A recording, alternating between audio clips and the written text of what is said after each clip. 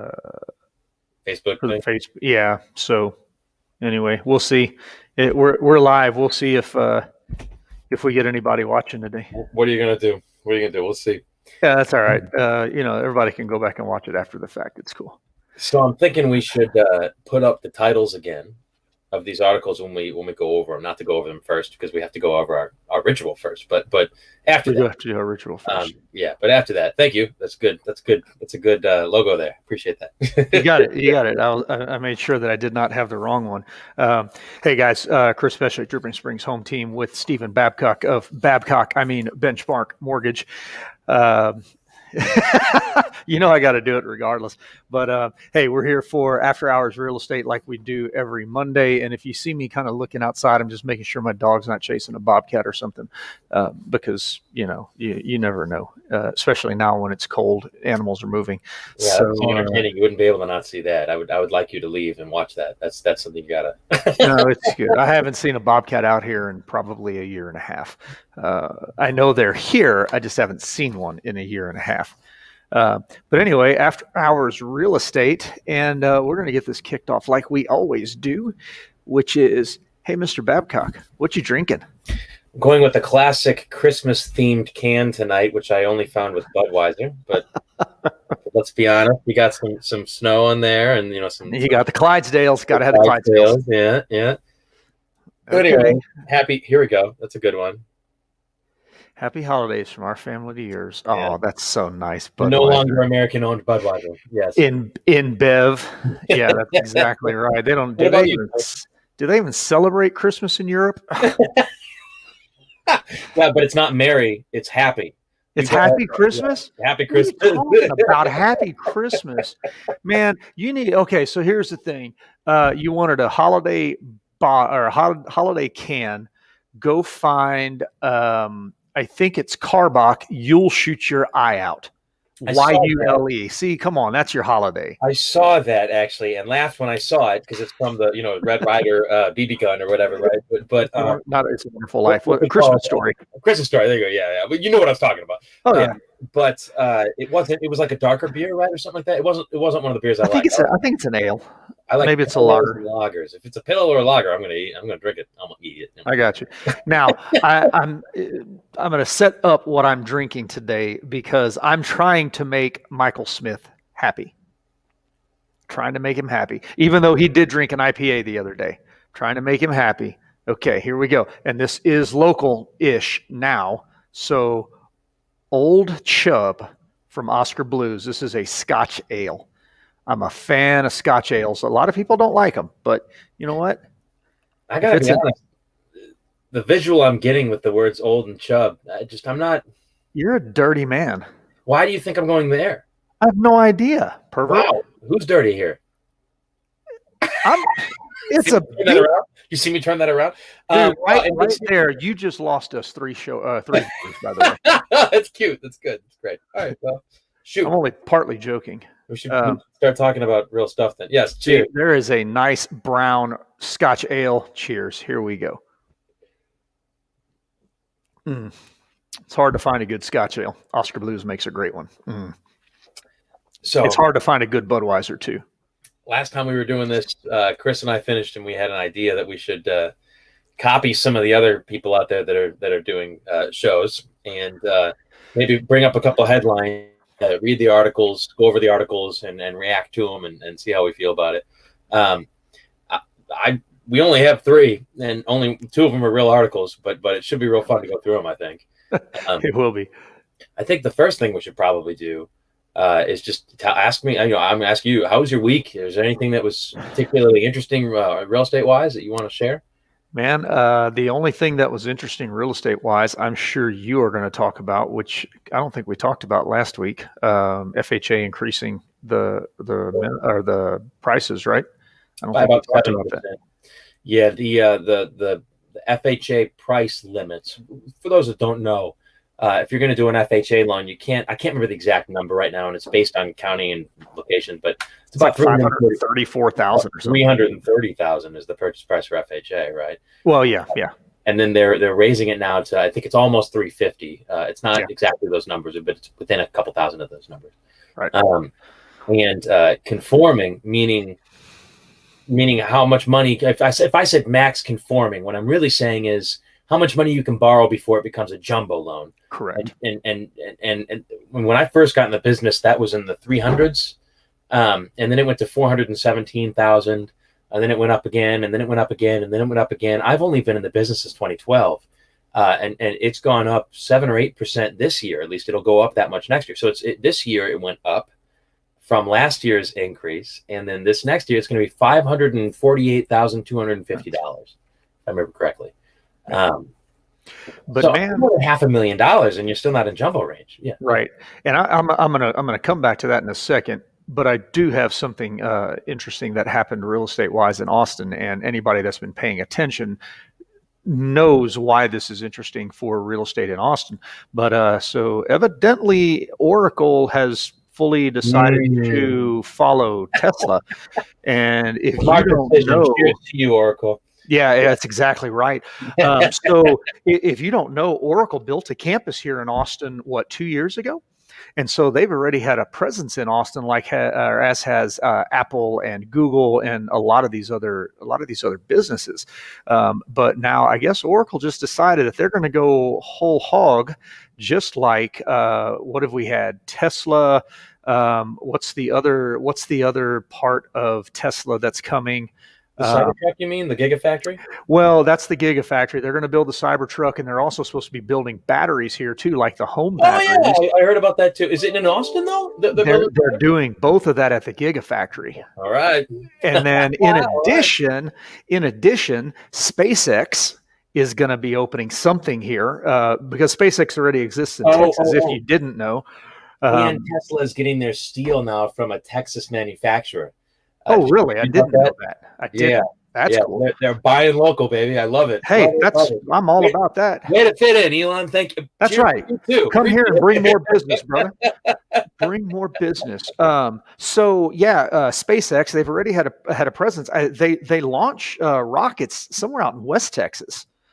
I've got stories about that from a previous client who actually was doing drone work for them. Really, really cool. And then, go ahead. I'm sorry. On the way to Houston 3 times now, we have seen this huge tower. It's this rectangular. It almost looks like it'd be a water tower, but at the top is this kind of globe that doesn't look normal. It looks like a Tesla tower, if you know what that looks like. Yeah, the Tesla the energy tower. Yeah. And where Tesla's sitting there reading the book, and there's the thing behind him, right? Not Elon Musk Tesla, but but actual Tesla. The Tesla. Yeah. And we looked it up on our 3rd trip. Like, what the heck is that thing?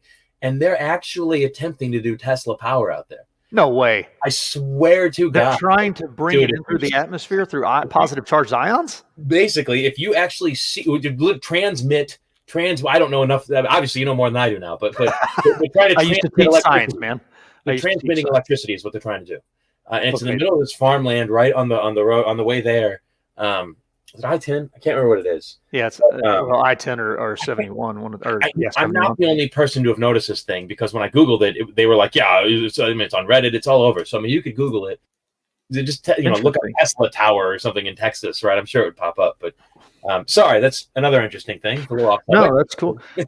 but Elon's not stopping there, by the way. The Boring Company is also coming to Texas. Yes. So Elon just he's walking out of California, 2 fingers up in the air, and going all in Texas. And the reason that I mention all of this is for 2 reasons. Number one, the Tesla Gigafactory is supposed to bring 5,000 jobs. Okay, it never quite works out that way. So let's just say it brings 3,000 jobs. Okay. The rule of thumb is that for every job that comes in from a factory like this, or, Oracle's coming in, or Apple, or any of these other companies that are coming in, for every job that they bring in, there's an additional 4 other jobs that are going to be made in the area. So even if he only brings in 3,000 jobs, they all got to be supported. That's right. There's support jobs. You've got to have, these people may not want to mow their yards. They may not want to clean their houses. They're probably not going to want to cook their own food. So you're bringing in an additional 12,000 jobs. That's 15,000 jobs that are going to be coming to Austin just because of the Tesla Gigafactory. Okay. And that's not 15,000 people. That's 15,000 jobs. And how many people are in each household by the census? I don't know, 2.2, 2.3, something like that. So you're looking at additional 30,000 people, roughly, give or take, just because of Elon Musk, okay, coming to the Austin area.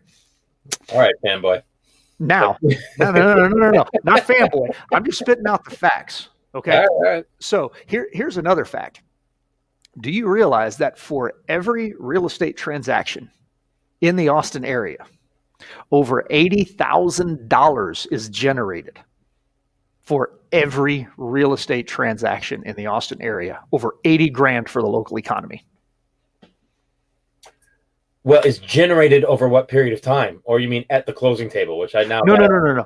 So you have stuff that's generated at the closing table. Obviously, realtors get paid, lenders get paid, title company gets paid, inspectors get paid, appraisers get paid, septic companies get paid. 80,000. It's a stat. I'll have to pull it up. Over $80,000 for every real estate transaction. You also have furniture being bought. You've got gas. You've all this other stuff that's associated with people buying a house. Over $80,000 is generated in every real estate transaction. I'd love to see that. That's very interesting. I'll send it. I'll put it on here once I figure out where I saw it. I'd love to. It's crazy. It's crazy. So here, share my screen, will you? All right. Can I share your screen? I don't know. Can you? I don't know. Can I? Here we go. You see my screen? No. I'm sharing it. But I'm sharing it for you. There it is. That's great. Oh, wait. What's going on? No, that's my screen. Man, I'm going to stop. It was just a graph. There you go. There it is. So if you look here, you can't really see this because it's too small, right? But over here is 2017. Here's March of 2017, okay? Right over here is when COVID hits. Actually, that's not true. This is January. COVID hits us right about, March 13th, was it? Something like that. Beginning of March. So right in here, when it gets crazy here with the numbers here, that's right when COVID hit. And these are the rates, right? So look, rates. Look at the rates. I mean, I remember doing loans over here. This is 5.2%, right? Yep. There were people, and this is with top credit scores, by the way. 5.225% right there, Wednesday, November 7th, 2018. I've done so many refinances where I closed them in 2017 or 18, or in 2019, and now here we're doing it again. We're doing another refinance. I mean, I've got some people that could probably do it again that I refinance somewhere in here. I mean, we're down here. My God, I mean, you could really save some money. Who saw this coming though, right? I mean, this is you can't 3%, and this down here is 2.5%. We're somewhere between 3 and 2.5% for the top qualifying people, right? I just thought it was really interesting to look at.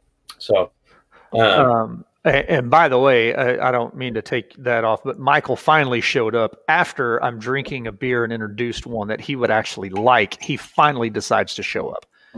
Yeah, if he wants another shout out, I think he has to watch it over again. That's right. He's got to see what we're drinking. I mean, come on, man. Hey, so here's something else I wanted you to talk about based on those, or you were just talking about those interest rates. You shared something that blew my mind on Facebook this week. And so, because you were saying, now let's set it up a little bit, because you were saying earlier that for the difference between conforming loans and jumbos. Okay. Now, typically, if you're going to get a jumbo loan, is it going to be a full 30-year term loan? Is that what was typically done? Yes. Because I thought for a long time people were doing that jumbos. You were essentially having to do an ARM because it was the only thing that made sense. There's a lot of lenders out there, and a lot of them don't have great options in certain fields. For instance, I don't have great options for ARM loans. ARM means adjustable rate mortgage. For those of you that are not up to speed, it basically means that every year your mortgage will take a look at the market, see what the market is, and adjust your mortgage accordingly. It's obviously a little bit more involved than that, but that's the right term, right? So if rates go up, your rate goes up. If rates go down, your rate goes down. Now, if you got a mortgage in 1983, you may have had about where they peaked out, about 22.5% of an interest rate. If you got an ARM loan in 1983 that started at 22.5% interest, you've been riding that baby, for years, and the rate's just been going down, down, down, down, down, down, down. What refinance? Right, exactly. Right. But when rates are this low, what do you mean? What ARM? What are you talking about? ARM, right? It just doesn't make sense. And I actually offer ARMs, but they're like 5 or 6%. Where the going rate is like 2 or 3. My company has zero appetite to do ARM loans. They don't make sense. They're almost morally stupid. But at the same time, they can make sense in certain situations. Time and a place for everything. Absolutely, yes. Don't let me say they are always stupid. It's just not right for most people. And by the way, for people that are buying land, wanting to do a home construction, most of your land loans are ARMs. Like that, they make sense when you're doing land loans, because you're not gonna amortize a piece of land for 30 years. It's just not gonna happen. That's not the way those loans are done. But anyway, go ahead. Well, it can make sense in certain situations, but it usually yeah. doesn't. At least not with the rates being so low, right? You do it when you think rates are going to get better, and you're looking at rates. I mean, when you look at that graph, it's doing this, and right now it's started doing this a little bit, where it looks like it's tapering off. I don't see rates going any further down. I just don't. Nobody's going to pay you to live in your house. I mean, it doesn't work that way with the negative rates. And that goes back to your inflation talk that we've done a few times. So right. Yeah, we could go straight back there, so we should stop. But yeah, man, and jumbo rates. So during this pandemic, jumbo rates have been outrageous, right? The day after, or like the week of, where I can't remember exact date, but the week of the pandemic, like when everything was shut down, right, in March, jumbo rates went through the roof. Up until just 2 weeks ago, if you came to me for a jumbo loan, I'd be That's cute. He's asking. Go ahead. I was gonna say, you came to me for a jumbo loan, your rate would be like 5, maybe 5.5%, and you'd have to pay about 2% in extra costs at closing and points, right? It was awful. Just 3 days ago, 2 business days, something like that ago, we got a brand new outlet, which now has, I'm doing a refinance for somebody, $700,000 loan amount, so very much jumbo, right? And they're getting a 2.875, and they're getting paid to take that interest rate. That's the thing. You said that they're getting money back. Yeah, they're getting like $2,300. Now qualify this. They've got an 801 credit score, you said. Yes, top tier credit. They have more than 20% in the house, but they're doing a refinance. So they're taking their old rate, which is the same rate I would have given them 2 weeks ago. Okay, or a week ago. It's about 5.5%. They're taking the 5.5%, and they're going to go down to a 2.875 on a $700,000 loan amount. That's a significant amount of savings. That's so much money a year. Yeah, it is. I mean, it's a lot of money. You essentially almost cut your interest rate in half.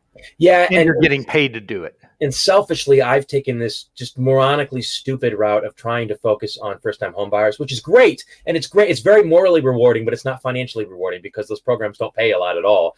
And I'm sitting here like, what can I do to offset this? And then all of a sudden, I get some of the best interest rates for jumbos that I've ever seen in the world. So that's where I'm going to be focusing now. So anybody out there watching that knows somebody that's got, more than $500,000 a house, more like $1 million home, they're probably in a pretty high interest rate right now, and I could definitely help. So please let them know. I just did a plug, Chris, and you're muted, by the way. Sorry, I did it again. Yes, that was a plug, and you should, guys, because that kind of interest rate on a damn jumbo is ridiculously low. It's almost lower than some conventionals that I have right now, or FHAs. Not FHA, but yeah. And I mean, like it or not, if you live out in Dripping Springs and you have a home, especially a home on some land, sorry, my dog's weirding me out. Chances are your refi will be a jumbo refi. I mean, there's a real good chance right now. Type in that jumbo refi 2.875%, right? What? Where? Remember, you can type on something on the screen. Oh, well, I mean, because that's right now very. We're gonna catch more eyeballs, right? Yeah. Yeah, Steve, make me type everything. What was it? 2.875 jumbo refi. I mean, because that just ruined our entire flow. Thanks, dude. Hey, you're welcome. There You're you welcome. go. It's Jumbo hot. refi. You got the hot graphic on the bottom. Hot. That's that's hilarious, man. That's hot. Um, so So, anyway, and look, we just dropped 5 more viewers because you made me do that. We had dead air. Thanks, dude. do we actually have that air right No. now? I was gonna say, I'm sorry. I'm sorry, everyone. Can you explain Jumbo? I may have missed it. I'm very happy to, Michael Michelle. Again, go ahead and explain it again because he got here late.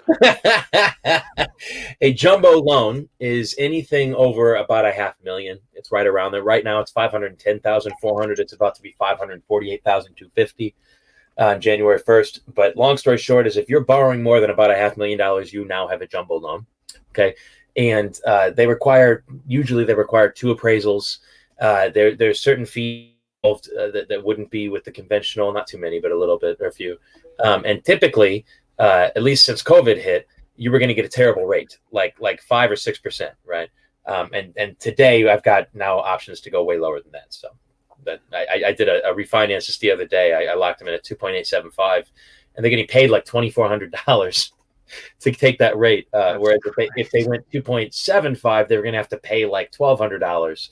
But it was one of the two. You get 2,400, or you pay 1,200. And it's like they didn't care. They're like, the rate is so good, we're fine. We'll take the 2.875. Yeah, exactly. You're not gonna argue about that.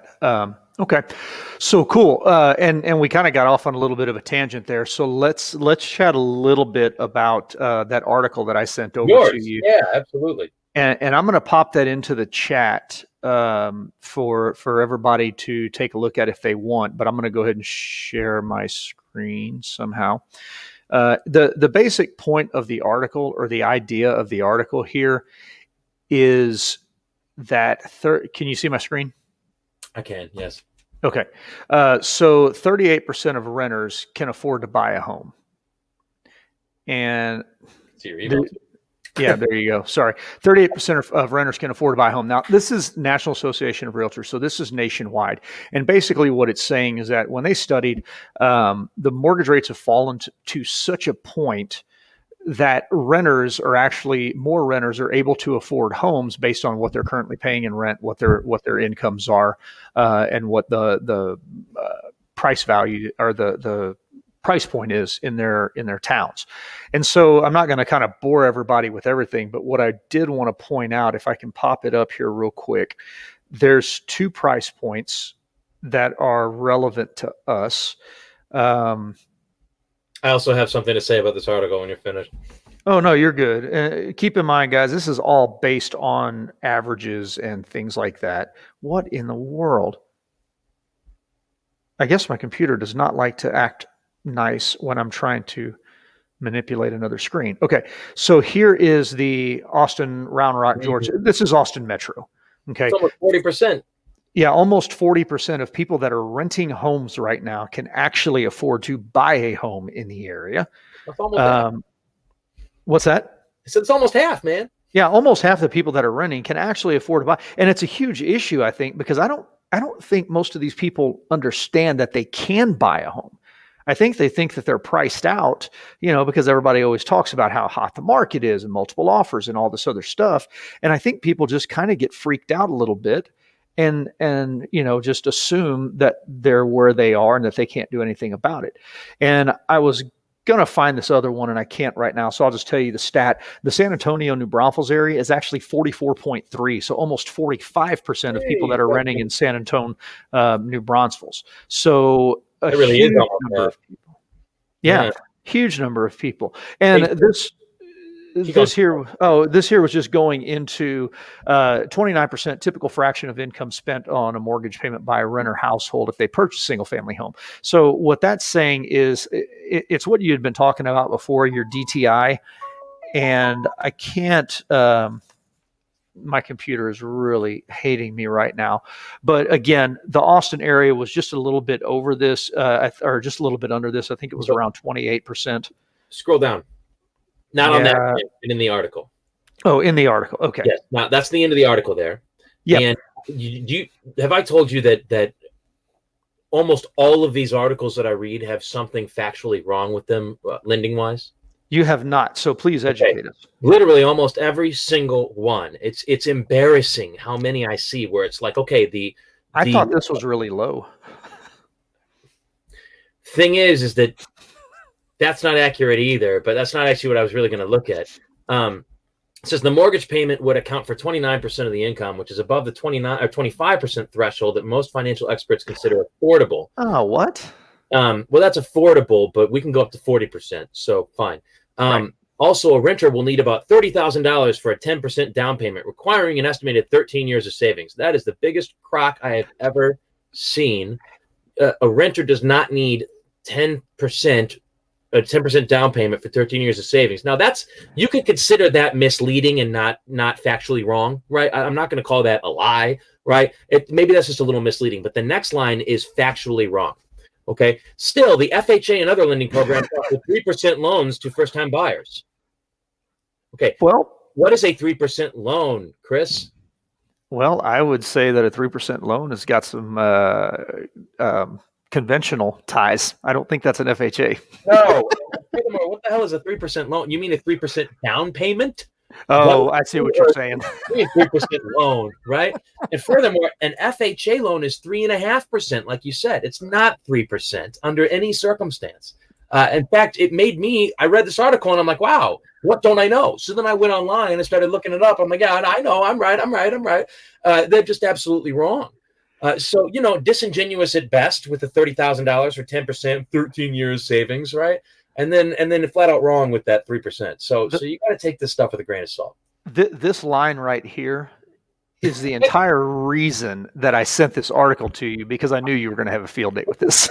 Subject is stupid. I can get you in for free. I swear to God, if you don't make more than $97,600 in your household, I can get you in for free. Period. And that's not even with the USDA loan. That is just in general. No, you could get either a conventional or an FHA. We got to have the right credit score, but we'll use a down payment assistance program, and the interest rate you get will be the same rates that the 2018 people were getting it with top tier credit. You have an 800 credit score, you buy a house in 2018, you had the same rates that I'm getting you right now today to move into the house for free. Oh, it drives me crazy. Michael's wearing me out, man. But again, that is the entire reason that I sent you that article. It's a good article saying that, okay, 40%, whatever, of people that are renting can actually afford to buy a home. That's awesome. Like, that needs to be known.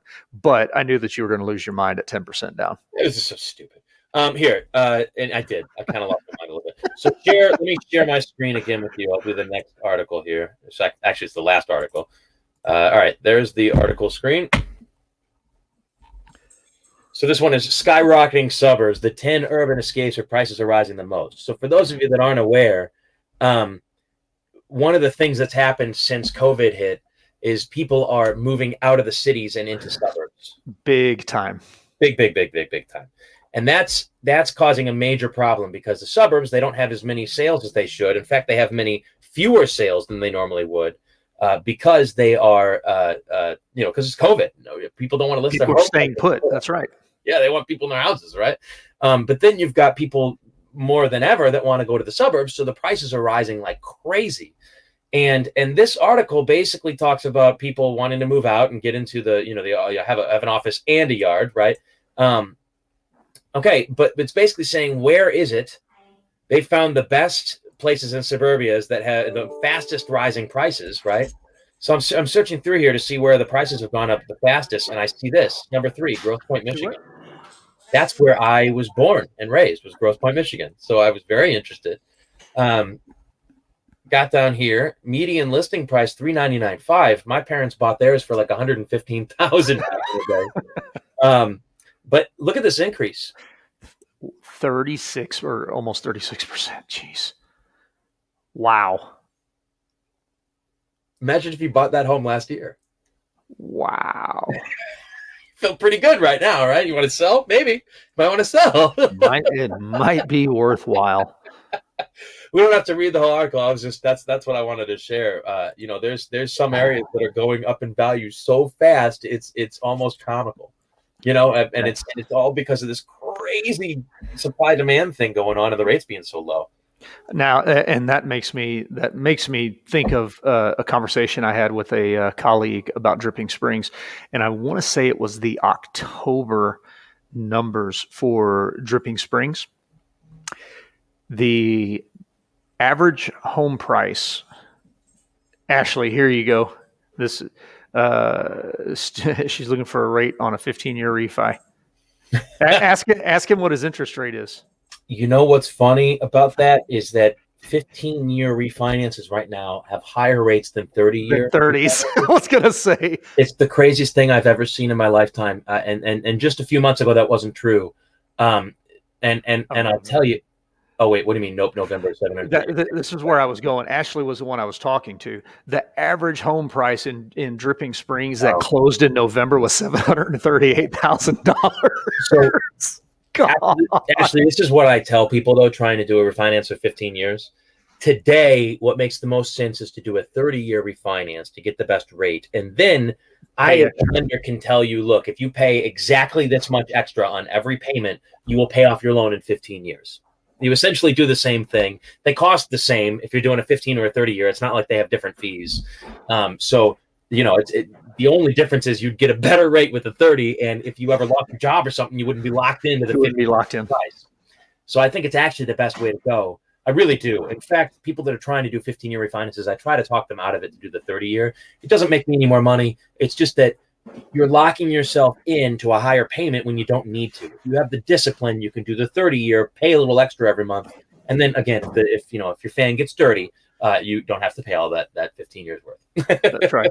And Michael, yes, $738,000 in November was the average close price. And Ashley and I were laughing about this. So what you have to realize is that you have the fallacy of the mean, which is there was one house that sold for like 9.9 million, and it drove the average way up.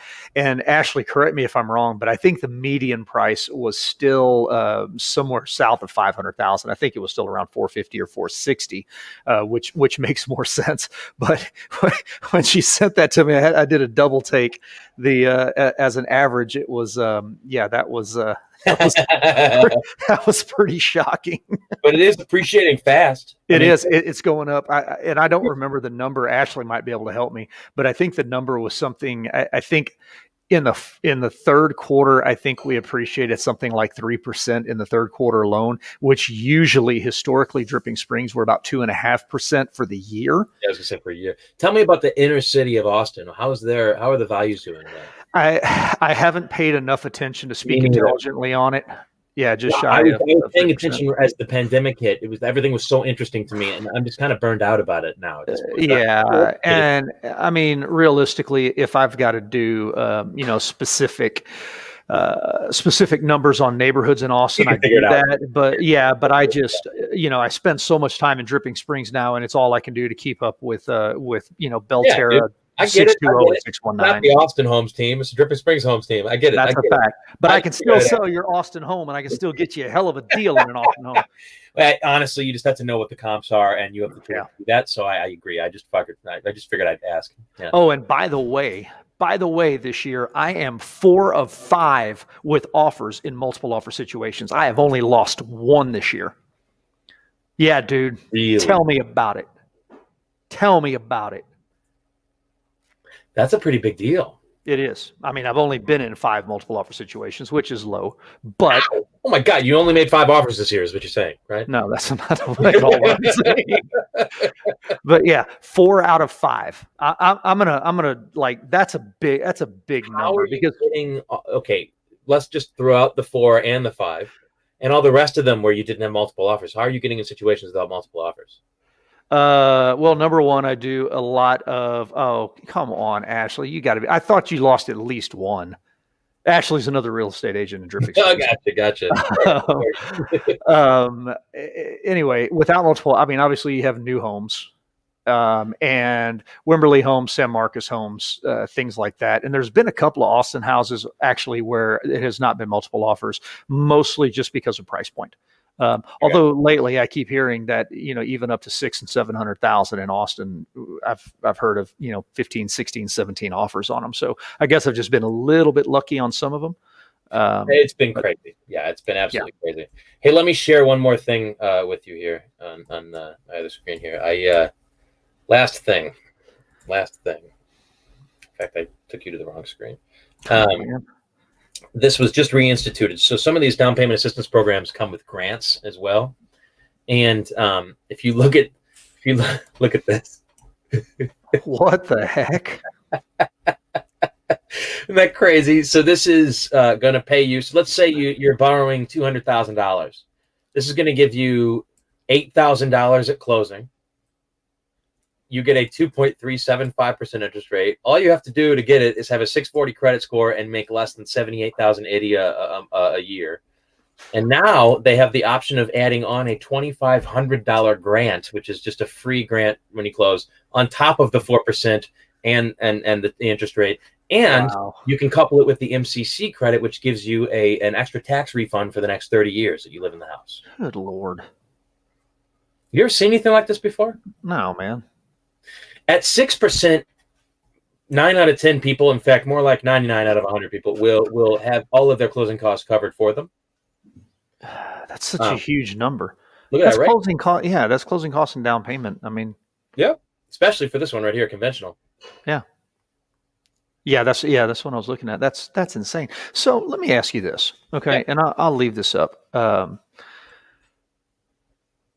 I know that if I've got a couple where one of them has not so great credit, then they will qualify on one spouse's income and go that route. Okay. So let's just say that you have a couple and combined they're over that $78,000 threshold. That is But a great question. can you leave one off and kind of game the system a little bit here? So now we're gonna give away some of my trade secrets. Oh, dude, sorry, and I did not set this up, guys. By the way, so most lenders think no, you have to use the whole household, which is only true if you're using that tax credit, the MCC tax credit.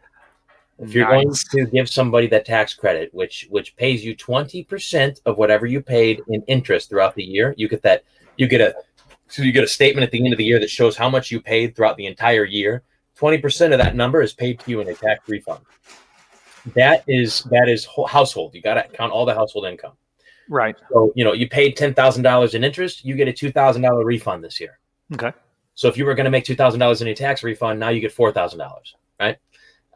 With this credit. Well, okay, great. Got to continue. Got to contain the whole household's income. All right. Well, that can be tougher. If let's say one person is making 75,000 and the other person is making 75,000, right? I can ignore one of the two and use the down payment assistance part of the program. So in like the screen I was showing, you would get a 2.375% interest rate with a 4% down payment assistance amount, meaning if you were borrowing $100,000, that 4% would pay you $4,000 at closing, right? Or $8,000 or 12 grand for 200,000 and 300,000 respectively. Some of the caveats are you can't go over 350. This one has to be in Travis County. That's fine. Okay. I can find you a $350,000 house. I'm guessing next year they'll probably raise the purchase limits. They'll have to. Limits. Yeah. However, as of right now, that's where it is. But I mean, if you have a 640 credit score, and you come to me, and I've got great rates. I mean, I really do. I'm not the best, but I'm certainly not the worst. I would say if I'm on a scale from like 0 to 100, I'm somewhere in the 90s. Okay, I've got great rates. If you come to me with a 640 credit score and you try to get a mortgage, your rate's probably going to be 4.5% to 5.5%, honestly. But if you use one of these programs, you're at 2.375, regardless of your score after your credit score after 640. You have 640 or 800, you're still getting a 2.375. It's unbelievable. That's insane. By the way, somebody with an 800 credit score, they're not looking at 2.375 right now in most cases. Nope. These rates are far better than you get. I was about to say it's like 2 3/4, right? Roughly. About, yep. Yeah. Just about. It was about 2.75, right? So I'm telling you right now, I've never seen anything like this. And now that they're coupling it with grant, $2,500, it's either $1,500 or $2,500, but it depends on income. They used to do this with my other favorite program 2 years ago, and then they stopped, and I stopped really using it. But I'm telling you, that grant will make a big difference. The average person that uses my programs will have to pay between like these programs, $8,000 and $1,000 in closing costs. Well, if you're getting a $2,500 grant, we've covered a lot of that. Yeah. So interesting. Okay, there you go. See, I'm always trying to figure out ways to make it better and to kind of maximize. One more thing. It comes with a reduced mortgage insurance amount too. Your mortgage insurance than it normally would. Yeah, that definitely makes it worthwhile. Like, oh my God, why isn't everybody doing this? Man. Hey, and you mentioned 350 a while ago. Is that total purchase price or is that loan price? No, by the way, you don't have to be a first-time home buyer to use this program. Oh, really? You only have to be a first-time home buyer to do that tax credit I talked about. Oh, that's right. MCC's for first time. You could sell your home and do this program right away. Wow. Okay. You just can't make too much money. Or at least one of you can't. At least one of you can't. That's right. All right, man. We have been at this 40 minutes and we've covered a large range of stuff. So let's cut it off. It's always good, man. It's always good having the comments. It's always good to see the comments. Not until the audit's finished. They're under audit right now. They're under audit. And show them. It's up to the IRS. I mean, it's up to them. I'll show them when they're done. Show them when they're done. They're terrific people. It's at the end of the day, what it means is just staying in between the bumpers, right? You just stay in your lane. The IRS gives us the rules. We just have to stay within the rules. I love it. All right, everybody. Thank you very much, sir. Thanks. Yeah, you got it, man. Next Monday is the 21st. We're going to do one last one before Christmas. Yes. All right. Yes, definitely. Guys, that's it for After Hours Real Estate. What else he's saying? Thanks, Michael. I appreciate it, man. I appreciate it. Our one fan. I do appreciate our one fan. That's exactly right. Anyway, After Hours Real Estate, we're here every Monday. If you've got specific questions, obviously reach out to Steven or myself. I'm 512-736-1703. You can find me everywhere on social media. Steven is old. He doesn't use social media, so give him a call, 512-497-3742. Steven's younger than me, by the way. I just happen to have a very nice head of hair still. I don't even know what happened, man. My whole family's bald. I got no idea. Well, so anyway. All right, guys. We'll talk to you all next Monday. Have an awesome week. Good night.